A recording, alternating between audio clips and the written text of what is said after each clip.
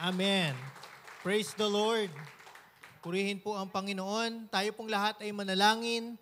Heavenly Father, we thank you for tonight. Thank you for your grace. Thank you for your mercy na naranasan namin since Monday up hanggang ngayon, Panginoon. We thank you for your goodness. We thank you for bringing us here safe.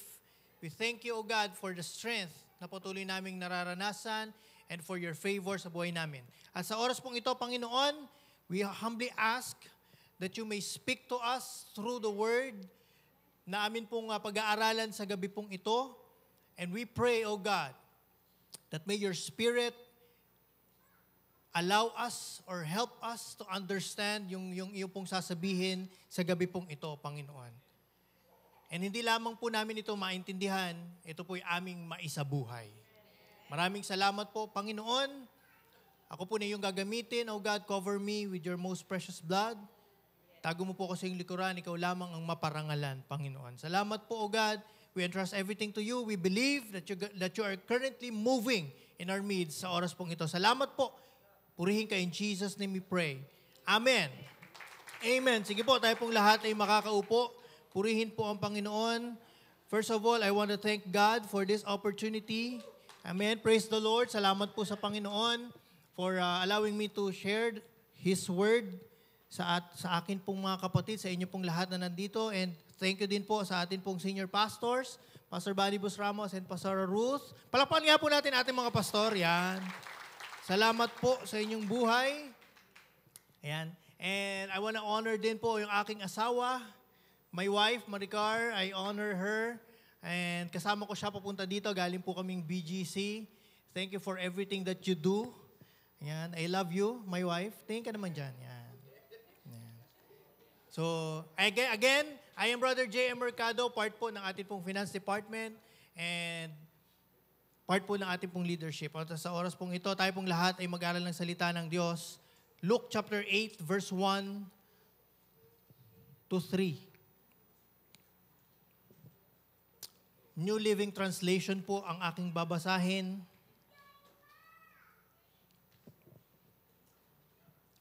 NLT.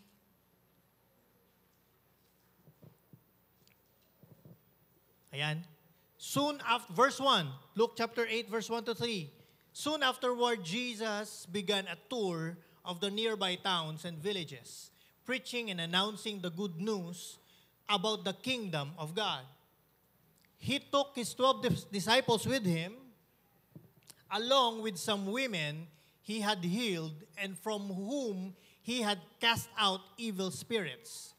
Among them were Mary Magdalene, from whom he had cast out 7 demons, Joanna, the wife of Chuza, Herod's business manager, Susanna, and many others who were contributing their own resources to support Jesus and His disciples. Amen. Praise God. So, nitong mga nakaraan po, we've been studying about, last week, we've been studying about supporting the church, supporting the ministry, supporting our pastor, our leaders. Amen. And narinig po natin kung paano tayo makakasupport, paano tayo magiging kabahagi ng church. Amen. Sino po nakakaalala? Meron po ba? Ayan. So, ngayon, kanina as I was as we were traveling papunta po dito, sabi ko, Lord, ano po ba yung pinaka-verse, foundation verse that you want us to have? Kasi pagdating sa support, I know most of us here, lalo na sa mga workers, ay hindi matatawaran yung pagsuporta sa church. Amen po ba? Amen. Pero niyo po, ngayon pa lang, na pwede naman tayo na umuwi na. Magpahinga because pagod tayo. Pagod tayo, tama po ba? Pagod eh. Naggaling ka sa work. Ako po, kami po ay audit season. And sobrang, tignan niyo po, mayroon po akong mga tigihawat dito. Bakit? Kasi araw-araw po akong puyat. Kasi po kami po ay nasa audit season ngayon. So ngayon, Salamat sa Panginoon kasi nandito tayo sa church. Amen po ba? And sabi ko, Lord, yung pagpunta ba namin sa church is support na ba yon? Amen. Yung pagpunta po ba namin sa church every Sunday, support na ba yon sa church? Yung pagpunta ko po ba doon every midweek, support na po ba yon na matatawag? Amen. Nagkaroon po tayo ng garage sale. Sino po dito nagdala ng kanilang mga damit? Bukod po sa nagdala ng damit, sino po nagdala ng bibili? Amen po ba? Kasi nagdala tayo ng damit, garage sale. Wala mang bumili. Paano yun? Tama po ba? Sino po nagdala ng bibili? Meron po ba nagdala ng bibili? Wala. Wala po nagdala. Nag-aya ng bibili. Ay, meron doon sa amin, garage sale. Nag-share, yan. Sino po dito? Ayan. Amen. So, pagdating po sa support, tinatanong ko si Lord kanina Lord, nakakasuporta na ba talaga ako ng buo pag sa church, sa ministry, sa pastor ko? Amen. Yun yung tinatanong ko po. I was coming here, kami po ng aking asawa, supporting your church bilang worker ka man or member ng church goes beyond financial giving. Alam po natin yun na hindi lang financial yung support na pwede nating maibigay. And finances is one of the main support that we can give. Tama po ba? Pero hindi lang yun doon. Amen po ba? Kasama yun. Pero hindi lang yun. Amen po. So here are some meaningful ways to contribute sa atin pong church. Number 1, serve with excellence in your role. Amen po ba? Serve with excellence in your role. Amen. Saan po ba tayo inilagay? Inilagay ka ba sa men's department? Are you the head sa men's department? Ang head po natin ay ang atin pong Tatay Glenn. Amen. Ikaw ba ay head ng women's department? Or ng youth, ng YA, ng YP? Are we serving the Lord with excellence doon po sa binigay niya sa atin? Amen po ba? Are we fulfilling our task diligently? Whether in administration or kung ano man, nasa leadership ka man, may nagiging mabuting leader po ba tayo sa atin pong mga nasasakupan? Nagiging excellent ba tayo kapag kadating sa ministry? Like, yung head po ng ating community church. Amen po ba? Are you preparing for every time na meron pong community church gathering? Are you preparing for the sermon or the word? Naisha-share mo. Naisha-share ko. Amen po ba? Are you praying for the people? Amen. Alam niyo po, just a short testimony. My wife and I, last week po sa Avida, this is a praise report, we encountered dalawang tao. Ayan, alakin si Mama Juby, nakita niya po yan. And yun po ay hindi original na part ng mga tao na pumupunta po sa Avida Community Church. And they are new. And nakapag-share po tayo ng Word of God doon. And alam niyo po, kaparehas po namin sila. Kaparehas in one sense. In a sense na, yung babae is na miscarriage din. Alam naman po ng lahat, ng aking pong asawa, ay nagkaroon ng miscarriage. Amen. And then, from that moment, nagkaroon na po kami ng connection. Amen. Nagka-connect po kami nung mag-asawa po na, hindi pa sila mag-asawa, mag-fiancé, right? Mag-fiancé. And doon po, tinanggap po nila si Jesus. Alam niyo po, sabi po namin, we are praying, we've been praying kay Lord for people. Ano natin yung community church kung walang tao? Tama po ba? That's why me and my wife, we're praying, we're crying to God, Lord, please give us people. That's the prayer of our Daddy Bishop, right? Amen po ba? Hindi naman magkakaroon ng JTG Mother Church if hindi nag-pray ang Daddy Bishop ng ganon. Ano bang gusto mo? Sabi ni Daddy Bishop, Panginoon, bigyan niyo po ako ng tao. Amen. So, dalawa lang yon. Pero, sabi ng Bible, isa na maligtas, nagre-rejoice ang kalangitan. Amen po ba? Amen. So, we serve excellently sa role na meron tayo. Amen po ba? And hindi ka makarelate sa sinasabi ko ngayon kasi member lang naman ako ng JTG. But you're not exempted. As a member of this church, you are to actively participate in the church activities. And be available whenever there are needs. Amen po ba? Amen. Lagi po nating naririnig, this is your home. This is our home.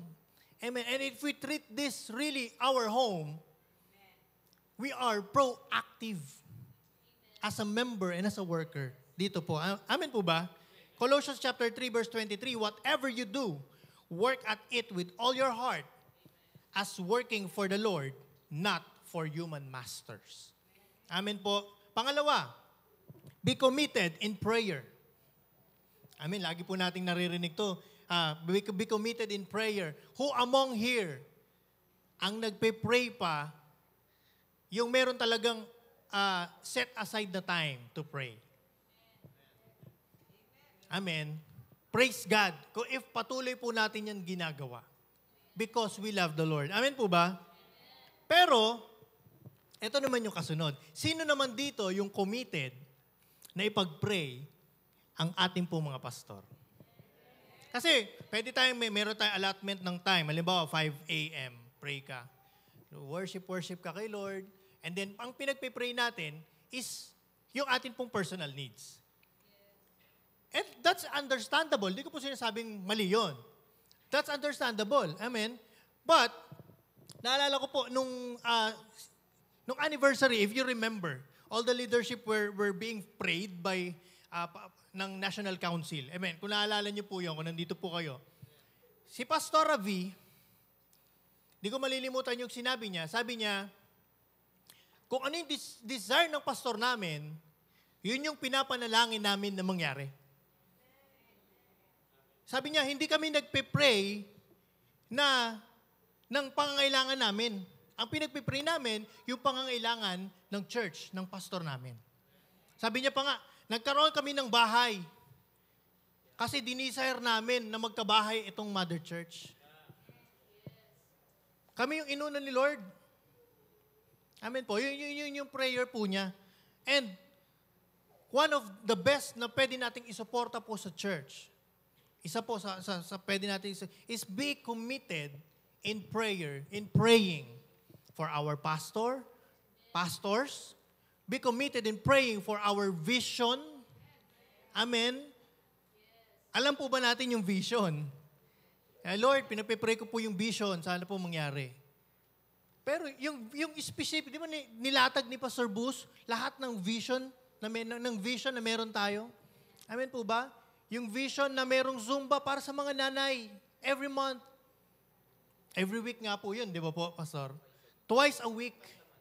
Twice a month. Tapos, may yung vision, kasama sa vision is yung magpapaaral tayo ng mga estudyante. Amen? Pinagpipray po ba natin yon? That's how we can support. Amen? Alam niyo po ba kung ilan yung pag-aaralin? 15 pupils or students.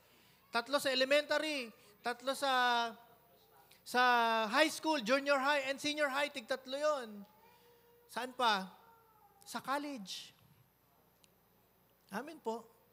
So yun yung kasama dun. Kasama po yun. Pray for your pastors, your leaders, your fellow workers. Sino po dito may committed time para ipag-pray yung kanyang kamanggagawa? Lord, si ganito, di na po siya umaattend, Panginoon. Lord, si ganito, nangihina po siya. Lord, palakasin mo po siya. Amen po ba? Amen. 1 Thessalonians chapter 5 verse 16 to 18, rejoice always, pray continually, give thanks in all circumstances, for this is God's will for you in Christ Jesus. Amen. Palakpakan po natin ang Panginoon. Yan. We must cover the church ministries and mission and pastors in prayer. Amen? Pangatlo, support the church projects and the vision. Yan po yung sinasabi ko po kanina. Pagkatapos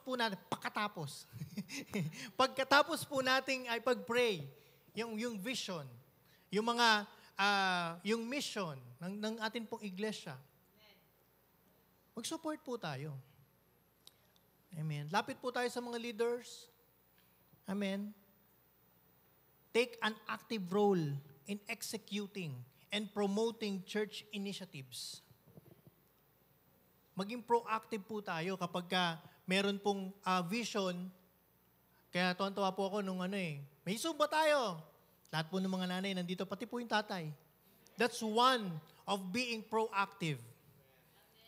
Ang susunod po nun, pag may Zumba ulit, hindi na lang ikaw yung a-attend. Meron ka ng kasama na magsusumba kahit isa. Amen po ba? That's being proactive. That's supporting the church projects or the church activities and vision. Amen. So, naalala ko yung sinasabi din ng ating pong Pastor Bus, meron tayong pag-aaralin, paano ka makakasuporta? Pastor, meron po akong kilala. Ito po yung isa sa pag-aaralin natin. Nagdala ka ng paaralin. So ngayon, wala namang problema yon. If you see that person really in need to be assisted financially sa kanyang school. But, as active ka, as ikaw ay sumusuporta sa vision, sasabihin mo naman kay Pastor, 20% po nung sasagutin po ng church para po dun sa pag-aaral niya, sa akin na po. That's supporting, right? Amen? Amen po. Yun eh. Amen? So ngayon, nadi-desire po ba natin yun? Dinidesire po ba natin yun? Amen? So ngayon, bro, wala ako ngayon eh. Doesn't matter. Amen? It doesn't matter. Ang pinag-uusapan po dito is, gaano po kalaki yung faith po natin to support the church. Amen. As a member, support these efforts by contributing your time, skills, and resources. Amen po ba? Nehemiah chapter 2 verse 18. They replied, "Let us start rebuilding." Ito po yung story wherein si Lord is, sabi niya, giisip kayo na gawin yung mga bahay-bahay nyo. Yung templo ko sira. Amen. So ngayon, sabi ni Nehemiah, gawin natin yung temple ni Lord. And then, the people replied, "Let's start rebuilding." So they began this good work. Number 4, be a good steward of time and resources. This is how we can also support sa church or sa ministry. Be a good steward of time and resources. Use your skills and talents for the church, whether you have expertise in finance, organization, music, teaching, offer it for the growth of the ministry. Amen po. So ngayon, hindi naman, siyempre meron tayong what we call the authority, the flow of authority. Amen. Hindi ka naman pwedeng nagtuturo ka na lang bigla na sa kids ministry. Tama po ba? Eh, gusto ko sumuporta, Pastor, magtuturo ako sa kids ministry, teacher ako. Hindi po ganun yun. Amen. Pag sinabi pong support, you recognize the flow of authority na binigay ng Diyos. Amen po. Amen. You recognize na meron tayong pastor, which is our topmost leader. Amen. And then, the leadership na kung saan pinili niya to lead. Amen po ba? So, we can approach them. Amen, Pastor. Or kaya, brother, sa leadership, marunong po ako papaano po ba ako magiging part ng teachers ng kids? If kids talaga yung gusto mo, o hindi ni-desire mo na mapaglingkuran si Lord. And then sasabihin sa'yo ni Pastor, sige, mag-undergo ka ng discipleship process. And then, you allot time for that. Amen po ba? That's being a good steward of your time and resources. Amen po. Naiintindihan po ba natin? Amen. So, halimbawa, marunong ka mag-gitara, sobrang galing mo mag-gitara, as in. As in, ang galing mo mag-gitara. So ngayon, you use that talent. Paano? Lapit ka kay Kuya Dave, music director. Kuya Dave, gusto ko po sanang sambahin si Lord pagdating po sa paggigitara. Paano po ba ako makakasali? Remember last Sunday, may audition sa worship team. Amen po. Amen. So, use that opportunity. Amen po ba? To serve the Lord. Ano pa? Be faithful in giving tithes and offerings. Ito na. Ayan na. Ito na. Yung kumakati yung tenga pag naririnig. Kumakati yung tenga pag naririnig to eh. Be faithful in giving tithes and offerings. Remember, the word is tithes and offerings. Amen. Magkaiba, dalawang bagay. Pag sinabi pong and, dalawang bagay yung binibigay niya. Hindi po sinabing tithes or. Pag sinabing or, pwede kang mamili kung alin man doon. But sinabi is and. So, ibig both. Amen po. Knowing that your generosity helps sustain the church mission. Amen po. So, kanina si Ate Cha, nagagalit, no? Sabi niya, nalulungkot po kami. Kasi po, 20 lang yung, hindi naman 20 lang. Kasi po, pero sa totoo lang po dito ko lang po narinig yun sa totoo lang po, promise. Sa totoo lang, promise pa, no? Na yung pera, pinaplantya, tapos i-offer. Sabi ko, grabe yun. Yung bagong pera, hindi mo na pwedeng plantyahin, syempre. Matutunaw yun. Pero alam niyo po yun, yung ganoon mo i-honor si Lord. Basahin niyo po yung Numbers. Meron po doong chapter, kakabasa ko lang po nitong nakaraan. Yung 12 tribes, nag-offer sila kay Lord. Tapos yung offering, pare-parehas ng offering. May grain offering, may burnt offering, may peace offering, may offering para sa forgiveness. Ang dami. Pero pare-pares lang sila ng inalay. So ngayon, sabi ko, Lord, ba't ganun? Pare-pares lang naman sila ng inalay. Bakit dinitalye pa doon? And then, ang sabi lang ni Lord doon is, bukod sa consistency, bukod sa si Lord ay organize, is, ganun kataas si Lord para sa kanila. Ganun nila i-honor ang Diyos. Na sinabi ni Lord, mag-offer kayo ng ganito sa akin. And then they will give exactly as what the Lord have said. Amen. Yun po yun. Alam niyo po, binabasa ko po yung Numbers, tapos ko na nga po eh. Lagi ko nababasa doon, and Moses did as the Lord commanded him. And Moses did as the Lord commanded him. Kung ano yung sinabi ni Lord, ganun yung ginagawa ni Moses. So, sa atin din po. If God has given you a talent or a skill or resources, and He's asking you to give it to the church, to support it for the growth of the ministry, do it according to what God has commanded you to do. Amen po. Be faithful. 1 Peter chapter 4, verse 10, each of you should use whatever gift you have received to serve others as faithful stewards of God's grace in its various forms. Amen. So, number 5, second to the last po, matatapos na po tayo, encourage and build up others. Ito po yung isa sa paraan para din po tayo ay makasuporta po sa ministry ng Panginoon. As a worker, be a source of encouragement to fellow workers and to our leaders or pastors. Paano yun? Huwag po tayo pasaway. Worker ka, huwag ka pasaway. Amen po? Amen? Kasi may verse, sabi nga ni John, sabi dun sa 3 John yata yun. Wala akong ibang kagalakan kundi makita ko yung kayo na mga nananampalataya kay Kristo na sumusunod sa Kanya. So, walang ibang kagalakan yung atin pong leaders, yung atin pong pastor, kundi tayo po ay maging kawangis ni Kristo. Yung atin pong pag-uugali ay nagiging kawangis ni Kristo. Amen po ba? Yung atin pong puso ay nagiging kawangis ni Kristo. Yung atin pong ugali when it comes to generosity, ugali when it comes to being merciful, amen po ba? Ugali when it comes to love, ugali when it comes to service in the ministry, nagiging kaparehas po tayo ni Kristo. Doon po natutuwa ang ating pong pastor.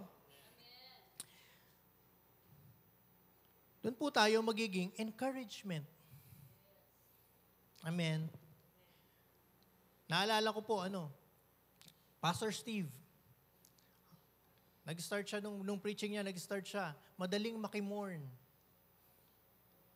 Sa nalulungkot, pero mahirap makigalak sa taong nagtatagumpay. Which is very true. Amen. Ako po, sabi ko nga, oo nga, Lord. No? Lalo na if you see that person as competition, you will never be happy for that person. Amen po. And, siya nagtatagumpay, ikaw malungkot. Amen. So, be an encouragement and build up others. Amen. Congratulate that person. Makigalak po tayo sa kanya. Kung siya man po ay inaangat ng Panginoon. As a member, support and uplift your brothers and sisters in Christ through words of encouragement, acts of kindness, and fellowship. Ito po yung laging sinasabi. Pagka-preach, pagkatapos ng lahat ng program ng church every Sunday, people are going out quickly. Wala nang fellowship. Amen. Kung may fellowship man, sari-sarili, kung sino lang yung kaibigan. Sari-sariling business. Amen po ba? Fellowship. Yun po yun. Every Sunday, fellowship ka. You make friends. Kailan naglaro tayo? Last Monday. Tinanong ako ni Jam, sabi ni Jam, ikaw kuya, anong naging adjustment mo nung new season mo? All of us here know that I came from another church and lumipat po ako dito. Actually, hindi naman talaga ako lumipat. I was just going home. Yan. Amen. But, alam niyo po, sabi ko kay Jam, siguro one of the adjustment is culture. The culture of unconditional love is nandito talaga. Amen po ba? So, the culture of kindness is nandito. So, as a worker, gamitin po natin lahat ng mga natutunan po natin para sa mga bagong pumapasok po na atin pong mga kapatid. Sila po ay lalong ma-encourage na magpatuloy sa Panginoon. Ayoko na dun sa church na yun. Yung mga nanay na nakaupo dun sa likod, nagdadaldalan habang nagpipreach si pastor. May narinig na po ba kayong ganyan? Alam niyo po ba, tayo-tayo lang po ito. Huwag na po kayong maingay. May nagsabi po kasi sa akin, nalungkot lang po ako ng slight lang naman. Nalungkot po ako kasi sabi niya, nung anniversary, nandun kami sa likod, nagpipreach yung mga pastor or nangangaral. Kumakain ng popcorn sa likod. Parang nanonood lang sine. Tapos nagdadaldalan. Nakakalungkot. Amen. Why? Because we're Christians. And hindi lang tayo Christians. We're from JTG. Amen. And we represent Christ. And we represent this church. Amen po. So, kung doon pa lang, hindi tayo nagiging encouragement sa nakakakita, sa ayaw man po natin at sa gusto, sabi ng 1 Samuel, man looks out the outward appearance. Amen po ba? Hindi mo na mapipigilan yon, sinabi na ni Lord. Di ko na mapipigilan, sinabi na ni Lord. Man, look at the outward appearance. Nakatingin ang tao sa panlabas na anyo. Amen. So, Hindi natin sila mapipigilan kapag nakita nila tayo, tapos nakakita sila ng di maganda sa atin. So ano pong dapat natin gawin? Be an encouragement. Hindi lang through words, kundi through actions. Amen po ba? Hebrews chapter 10, verse 24 to 25, and let us consider how we may spur one another on toward love and good deeds. Amen po? Not giving up meeting together, as some are in the habit of doing, but encouraging one another. Amen. Last point. Magkakadugtong lang po talaga to. Live as a testimony of Christ. Amen. Your attitude, dedication, and service should reflect Christ both in the church and in daily life. Amen. Agree po ba kayo doon? As a worker, serve with humility and integrity. Pag sinabing humility, mapagpakumbaba. You do everything what is asked of you. And kung meron kang idea, you are not afraid na mag-open up. You are not afraid to tell your suggestions. Amen po ba? Hindi tayo afraid doon. Bakit? Kasi yung pastor natin, hindi naman perfect. Amen po ba? Pastor, meron lang po ko sana akong suggestion. Okay po kaya to? That's humility. Amen. Hindi yung may suggestion ka. Ay, ayoko magsabi diyan kay pastor. Hindi naman ako pakikinggan. Huwag ganon. Huwag ganon. Sabi mo sa katabi mo, huwag ganon. Amen. Your dedication service should reflect Christ both in church and daily life. Serve with humility and integrity. Pag sinabing integrity, you are doing it, may nakakakita man, o wala. Ginagawa mo ito ng tapat, mahusay. Amen po ba? Ginagawa natin yun para sa Diyos. Knowing that your work represents the church. Yun yung sinasabi ko po kanina. Ayun pala yung mga taga-JTG, mga chismosa. Gusto po ba natin yun? Hindi. Ayun mga taga-JTG. Lalo na ngayon, we are not just a church community. We are a church for the community. Amen po? So, lalabas tayo. Nandun po tayo sa 4 locations. 4 pa lang. Sabi ng Pastor Bruce natin, wait ka lang. Dadating din tayo dyan sa inyo. Amen. Pero dun sa 4 locations na yon, kung saan man po tayo sumusuporta doon. Amen. Ipakita natin na eto kami. Anak kami ng Diyos, and ang nire-representa namin ay Jesus the Gospel. Nire-representa namin ay JTG. Pag nakita ng mga taga-barangay Port Estate, pala yung mga taga-JTG. Grabe yung mga yun. Sobrang babait. Grabe yung mga yun. Sinasamahan talaga ng Diyos. Amen po. Let your lifestyle be a witness to others inside and outside the church. Matthew 5, verse 16, let your light shine before others, that they may see your good deeds and glorify your Father in heaven. Being involved in the church, whether as a worker or a member, is a privilege and a calling. Ngayon, talungin po natin, saang specific area do we want to grow in serving our church? Amen. Balik po ako doon sa atin pong foundation verse, Luke chapter 8. And I will end with this. Verse 3. Yan. So, doon ako sa, these women were helping to support them. Hindi, NLT please. So, binanggit doon yung mga kasama. Bukod sa 12 disciples, may kasama pa. Si Mary Magdalene, si Joanna, na wife ni Chuza, si Susana, and then meron pang iba. Pero, before yan, verse 2, please. Ayan. Along with some women he had healed. Ito po kasama ni Jesus is yung mga babae na kanyang pinagaling. And from whom he had cast out evil spirits. Among, pinangalanan na sila. So, basahin niyo pong maigi along with some women he had healed, from whom he had cast out evil spirits. Ano pong na-notice po natin? God did something in their lives. That's why yung bunga nun, verse 3. And many others who were contributing their own resources to support.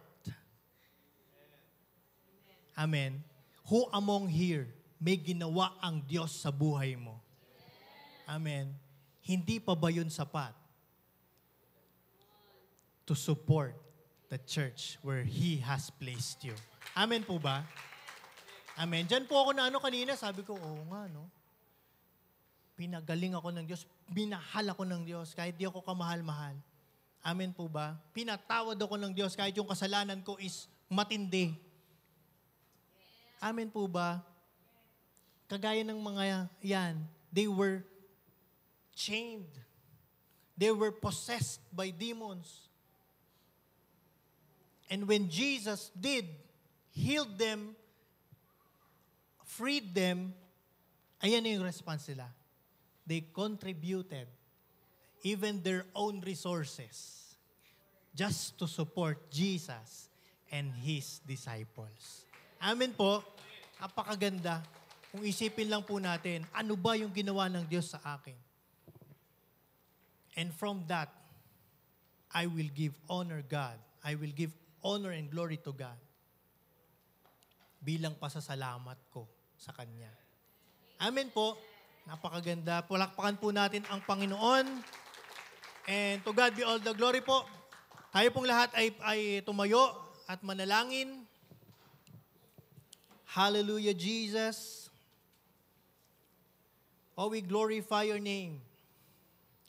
Hallelujah. Panginoon, kami po, O God, ay nagpapasalamat sa iyong mga salita sa gabi pong ito. Truly, Lord, yung bagay na how we can support the church is parang ang dali-dali pong pakinggan lang sa amin. And we can really, some of those na narinig po namin, Panginoon, na binigay mo sa amin tonight is nagagawa na namin. Maybe some of here ay matagal na nilang pinapractice po yun. Yung mga how. Pero the reason why we are doing it,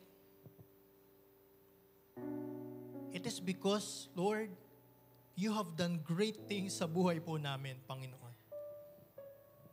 Hindi po alintana sa amin na sumuporta sa church. Hindi po alintana sa amin, Panginoon, na maglaan ng oras sa bawat ministry, na mag-contribute sa bawat contribution sa anumang pangangailangan ng church. Because maliit na bagay lang yun, O God, sa ginawa mo sa amin sa krus. Maliit na bagay lang yun sa mga bagay na ibinigay mo sa amin nung kami tumawag sa'yo. Nung kami may sakit, Panginoon, kami tumawag sa'yo, pinagaling mo kami, maliit na bagay ang paglingkuran ka, Panginoon. E sa oras na ito, O God, gusto po naming humingi ng tawad sa lahat ng pagkakataon that we did not do our best to serve you. Despite of us knowing na iniligtas mo kami, pinatawad mo kami, pinagaling mo kami, pinrovide mo yung aming pangangailangan, still, we have failed you in some areas, Panginoon. We have failed to support the church. Minsan nag-question pa kami sa aming pastor. Patawad po, O Diyos. Forgive us, Father. And tonight, O God, we are surrendering our lives to you again. Church, I remember the preaching of Pastor Bus last Sunday. And I believe God wants to remind us of that preaching. Na kung papaano sinabi niya sa mga Israelites, nung nagkasala si Achan, hindi ko na kayo tutulungan. Sobrang sakit nun. Nagkasala lang ang isa, damay lahat. So kapatid, bilang part ng church po na ito, kung meron pa man dito sa atin, or kung meron man dito sa atin, na hindi pa nakakapag-repent ng kanyang sin, or kung meron pa dito sa atin na hindi pa nakakapagpatawad ng kanyang kapatid, Let's do that tonight. Because even if most of us or majority of us is walking with the Lord, pero kung yung isang kasamahan natin ay may itinatagong ayaw ng Diyos, still God will not be with us. So tonight, Father God, we surrender our lives to you. Mga bagay, O Diyos, na hindi mo ikinakalugod, Panginoon, heto po, hayag po kami sa iyo ngayon. Wala po kaming maitatago. Forgive us and cleanse us, O God. And give us your spirit, O Lord. Tonight, moving forward, nais po naming paglingkuran ka, nais po naming sumuporta sa ministry mo, sa aming church, sa aming pastor. Tulungan niyo po kami, Panginoon. Tulungan niyo po din po kami na huwag mag-alala. Huwag mag-alala sa bagay na hawak-hawak namin. Kung ito ba isusupport namin o hindi. Bagkus, replace it, Father God. Replace every worry with faith.